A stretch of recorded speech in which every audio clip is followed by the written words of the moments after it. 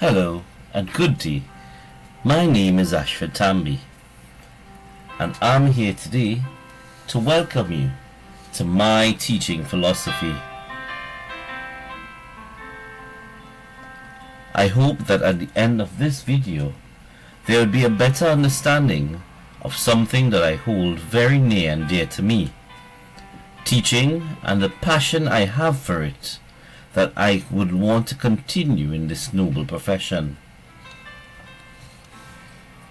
This short video will be based on the development of my own teaching philosophy, specifically taking into consideration the inclusion of technology. I would then be using the results from the Teaching Perspectives Inventory self-assessment to frame my philosophy along one or more of the teaching perspectives presented in the profile gathered from that self-assessment.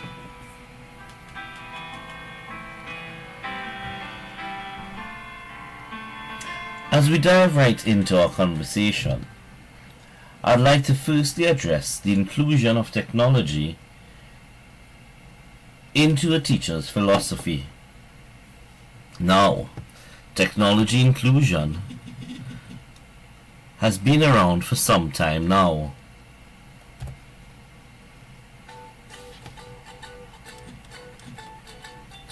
And many have seen the benefits, and many have shown the studies of the advantages, disadvantages of the technology into the learning and teaching environment. However, the implementation of this in the classroom has had its many challenges. According to Fulan 1991, implementation refers to what really happens in practice, as is distinct from what was supposed to happen. This means that it is the process of putting into practice what is supposed to be done. This is simple in itself. However, in order for implementation to occur, there must be a change occurring within the educational context, a curriculum change, which, according to Patterson and Krikoxy, 1979, it refers to any conscious, deliberate attempt to bring about change in the curriculum of a school system. In Trinidad, there has been many attempts to include technology in the classroom, some teachers more welcoming than others. In my experience, in the tertiary level institution, they have had the most influence in using technology in the classroom. I believe that there are some basic factors that affect the implementation. Some of them are teacher effectiveness, teacher involvement, teacher buy-in, maybe even clarity of the innovation, stakeholder involvement, and many others. However, based on these, it is clear that in our context, teacher buy-in is one of the major challenges faced by our education system whenever implementation or change is introduced. We need to understand that change is uncontrollably complex, since every new variable that enters the equation produces new reactions. This according to Fulan 2001. This shows that with change there is uncertainty which is expected. This is in relation to Fulan's dimensions of innovations, whereby he posits that change is multidimensional, which means that there are changes in philosophy, changes in content,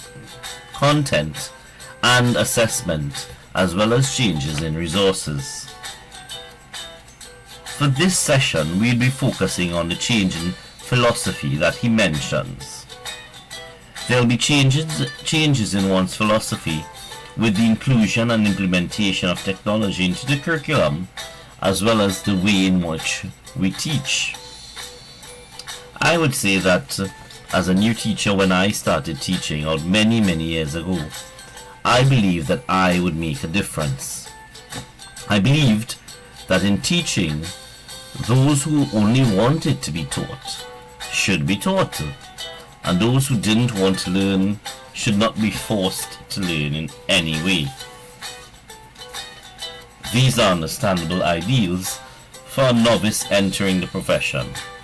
However, my philosophy has since changed. But before I can state my own philosophy, let us examine the results of the Teaching Perspectives Inventory self-assessment that I have completed. As we look at the perspectives, we would see that the apprenticeship is the dominant perspective for my results. And we could look at the transmission, the developmental and social reform. They all fall within almost the same values, if not a plus or minus. However, nurturing falls well below the perspective totals, or it is considered as being recessive for me. So what does this mean?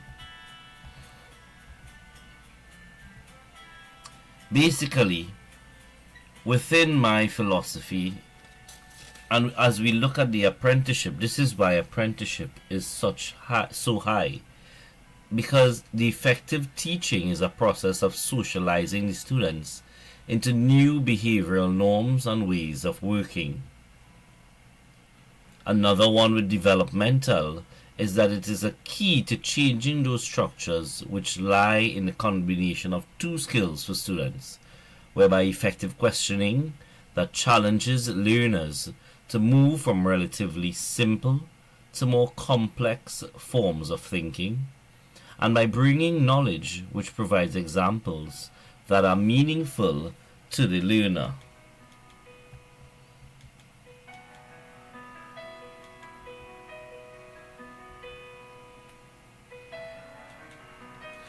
Continuing now in the social reform, we look at the effective teaching seeks to change the society in substantiative ways. And we could all read about it, but what I would like to look at would be the nurturing value, because it was the recessive perspective within my self-assessment. And I believe that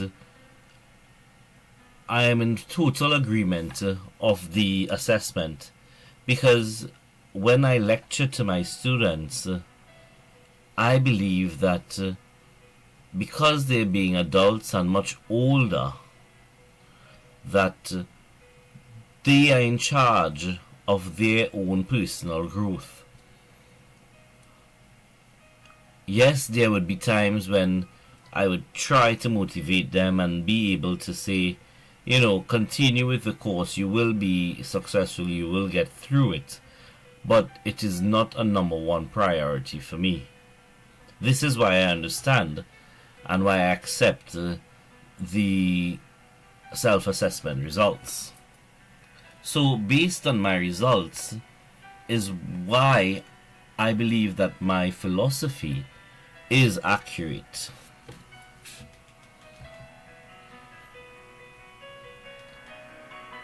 So, my philosophy: every child can and should be given the opportunity to learn. Children learn in different ways, therefore teachers should be able to cater for these different learning styles. Teachers should not use one teaching style, but be able to teach catering for all the different learning styles. And teachers should be facilitators to their students, allowing them the opportunity to grow and learn at their own pace. According to Piaget and Vygotsky, they appreciated the essence of building constructs and internalizing the knowledge given, rather than accepting the information as presented through rote memory.